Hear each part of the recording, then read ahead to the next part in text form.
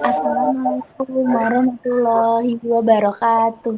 Kami dari kelompok 2 yang terdiri dari yang pertama dari Hati Susandi dengan NIM 2019 12 11 021. Lalu yang kedua dari Retno Dwining Tias dengan NIM 2019. Lalu yang ketiga ada Mela Sofa Yuning Tias dengan NIM 2019 12 11 047. Di sini kami akan mempresentasikan hasil diskusi kami mengenai materi analisis laporan keuangan. Soal dan jawab chapter 11. Exercise 11.2. Presiden Vancouver Viacom membuat komentar berikut kepada pemegang saham mengenai sikap manajemen Vancouver Viacom telah menolak bergabung dengan semakin banyak perusahaan yang bersama dan pengumuman pendapatan membuat pengumuman kerugian yang luar biasa atau tidak berulang. Banyak dari kasus ini terbagi seperti masalah pengoperasian jasa. Di pabrik, kami membebankan pendapatan untuk biaya yang terlibat atau dicadangkan saat mendekati acara. Biaya ini menurut penilaian saya biasanya merupakan biaya operasional normal dan sesuatu yang diharapkan atau diantisipasi oleh manajemen yang baik. Hal itu tentu saja menimbulkan pertanyaan tentang angka pendapatan apa yang harus digunakan dalam menilai rasio harga pendapatan dan kualitas pendapatan. Next. Yang A, B, faktor apa yang menentukan apakah untung atau rugi itu luar biasa. Yang C, jelaskan apakah Anda akan menggolongkan item berikut sebagai luar biasa dan mengapa. Yang pertama, kerugian yang diderita anak perusahaan asing akibat perubahan nilai tukar mata uang asing. Yang kedua, mengatakan persediaan dari biaya ke pasar. Yang ketiga, kerugian yang disebabkan oleh produk yang ditingkatkan yang dikembangkan oleh pesaing. Yang keempat, penurunan laba bersih dari tarif yang lebih tinggi. Yang kelima, peningkatan pendapatan dari likuidasi persediaan LIFO berbiaya rendah karena pemogokan. Yang keenam, biaya yang timbul dalam merelokasi pabrik.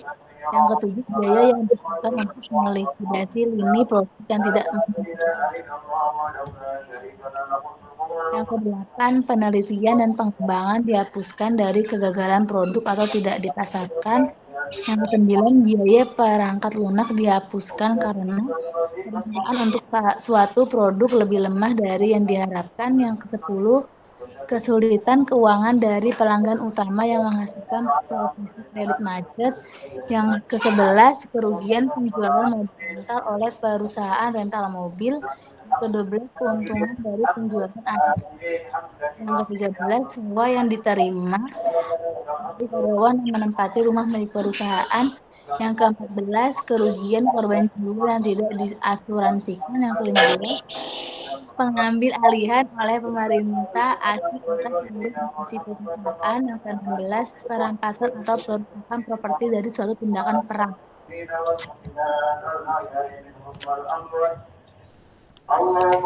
Untuk jawabannya A, benar dalam menunjuk sebagai sebagai biaya operasional normal yang harus ditetapkan dan diantisipasi oleh manajer yang baik. Banyak pandangan yang beragam berlaku tentang bagaimana barang-barang luar biasa harus disajikan. Mereka berbeda karena berbeda mengenai tujuan laporan dan tujuan analisis laporan keuangan. Pada dasarnya, harus menyadari bahwa mereka memiliki berbagai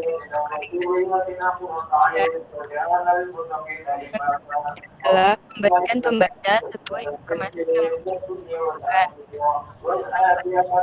dapat diberikan buat tujuannya sendiri.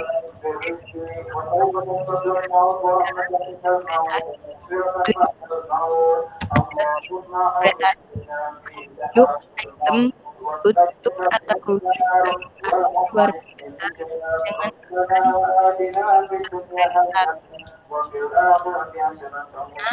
dalam kasus yang relatif dalam terjadi ketika suatu item tidak beroperasi dan tidak berulang dapat ditentukan sebagai luar biasa atau berdasarkan pengetahuan langsung tentang keadaan yang hadir dan berguna bagi pengguna laporan keuangan. Jawaban yang B, untuk memenuhi syarat kategori presentasi luar biasa dalam laporan laba rugi, item tersebut harus bersifat tidak biasa dan tidak berulang. Namun, klasifikasi suatu pos sebagai luar biasa untuk tujuan akuntansi seringkali ditentukan oleh pertimbangan yang tidak relevan dan tujuan analis. Oleh karena itu, setiap analis harus menetapkan kriterianya sendiri untuk klasifikasi tersebut agar sesuai dengan tujuan analitisnya, dan tidak demikian bagaimana menyesuaikannya. Beberapa pedoman yang sering digunakan adalah yang pertama, keuntungan dan kerugian operasional yang tidak berulang. Yang kedua, keuntungan dan kerugian non-operasional yang berulang. Dan yang ketiga, keuntungan dan kerugian non-operasional yang tidak berulang. Jawaban yang C, pertama, tidak. Ini adalah acara bisnis yang diharapkan. Meskipun mungkin tidak dapat diprediksi, ini tidak berbeda dengan peristiwa seperti kenaikan bea masuk dan bea pajak. Yang kedua, tidak. Ini mungkin tidak berulang, namun diharapkan dalam bisnis. Yang ketiga, tidak. Ini menunjukkan kinerja yang unggul dan pesaing kejadian yang sering terjadi. Yang keempat, tidak. Pajak adalah biaya bisnis sah dan tidak dapat dihindari. Dan setiap perubahan dalam perpajakan juga akan mempengaruhi perusahaan lain dalam industri ini. Yang kelima, tidak. Pemogokan mungkin bukan acara tahunan, namun ini adalah kemungkinan operasional yang berulang. Yang keenam, tidak. Ini adalah biaya atau tidak berulang yang bersifat operasi. Yang ketujuh, tidak. Hal ini dapat terjadi dalam bisnis apapun dan mencerminkan perencanaan dan penilaian manajemen. Yang kedelapan, tidak. Bahaya. Ini selalu melekat dalam penelitian dan pengembangan. Selanjutnya yang ke-9, tidak. Resiko ini merupakan bagian dari pengembangan perangkat lunak. Yang ke-10, tidak. Ini mengungkapkan kegagalan kebijakan kredit. Yang ke-11, tidak. Keuntungan dan kerugian modal yang timbul dari persewaan mobil harus dianggap sebagai item operasi perusahaan persewaan mobil. Yang ke-12, tidak. Analis bagaimanapun harus hati-hati menganalisis keadaan untuk menentukan apakah memenuhi syarat dalam peristiwa atau non-recurring dan non-operating. Yang ke-13, tidak. Jumlah yang terlibat umumnya kecil dan pengoperasian rumah harus dipandang sebagai bagian dari keseluruhan operasi. Yang ke-14, ya, namun analisis mungkin menginformasikan bahwa manajemen tidak siap untuk kejadian seperti itu. Yang ke-15, ya, ini mungkin memenuhi syarat sebagai acara tidak berulang, tidak beroperasi. Yang ke-16, ya, tampaknya memenuhi syarat sebagai acara tidak berulang, tidak beroperasi. Problem 11.2. Soalnya itu, Anda mempertimbangkan untuk membeli semua saham preferred dan biasa milik Finex seharga $700.000 pada tanggal 2 Januari tahun 2. Laporan keuangan Finex untuk tahun 1 direproduksi di bawah ini. Finex, terus balance sheet as of Desember 31 tahun 1. Ada cash 55.000, government bond 25.000, account receivable 150.000, merchandise inventory 230.000, land 40.000, building 360.000, equipment 130.000, jadi total asetnya 990.000.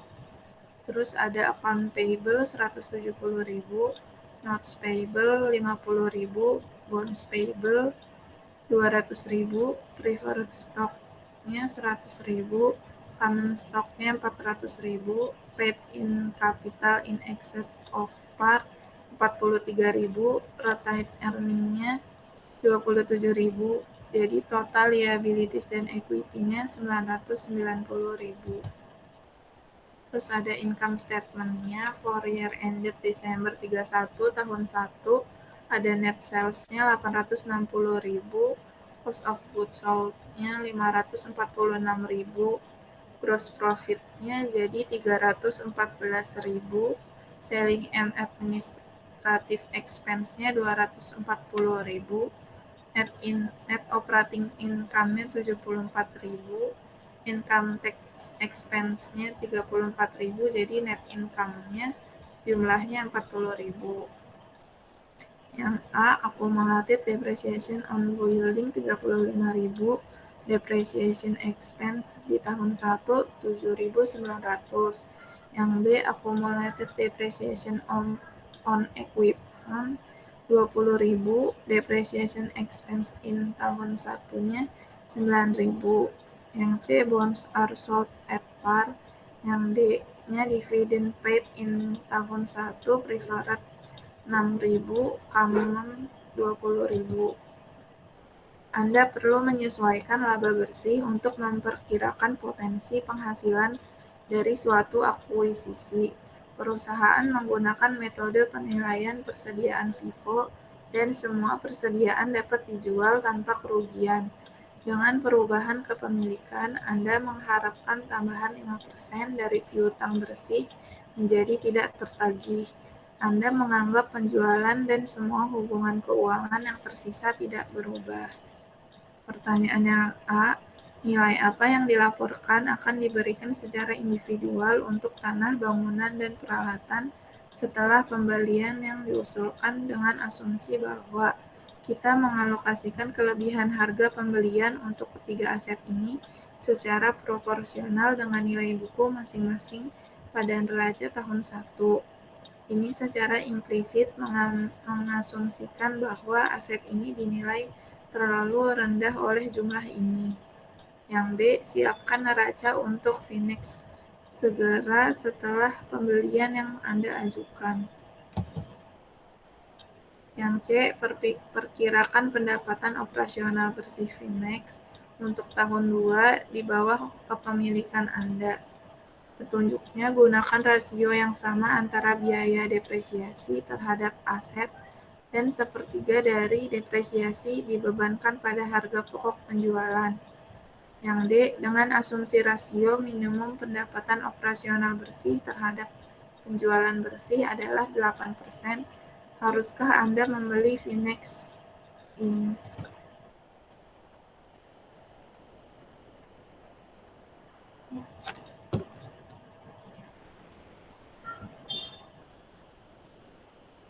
Jawabannya yang A, step 1, compute amount to be allocated.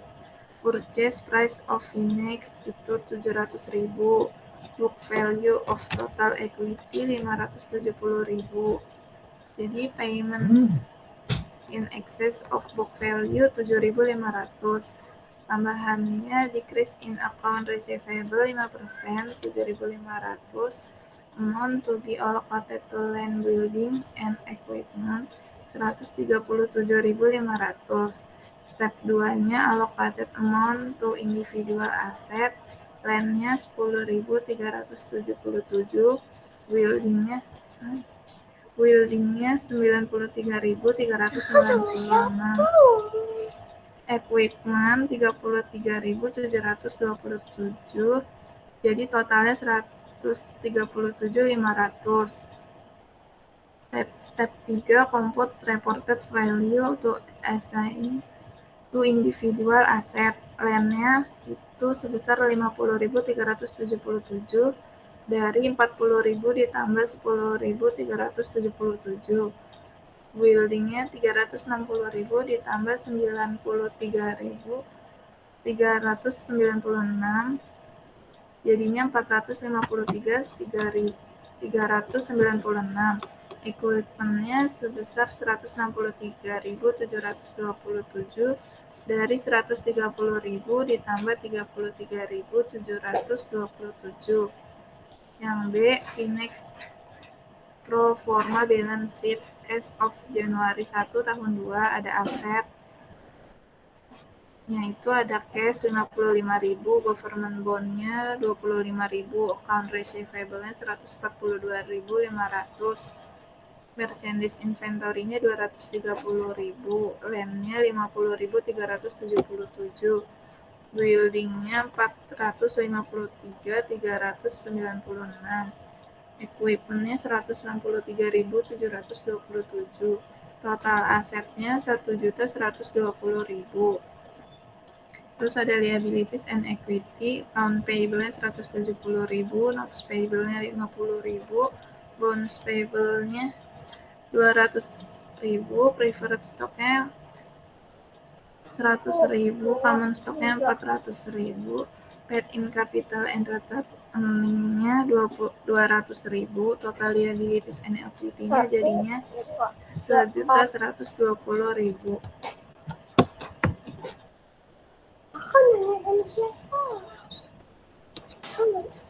Selanjutnya, jawaban yang C ada Finex PNC pro forma income statement for year ended Desember 31 year kedua.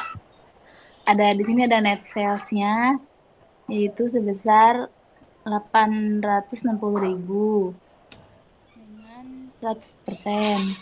Lalu ada cost of goods sold sebesar 546.000.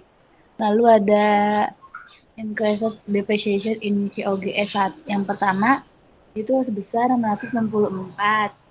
Terus ada sebelah sisi kreditnya ada sebesar 546.664 dengan persen 63,6%.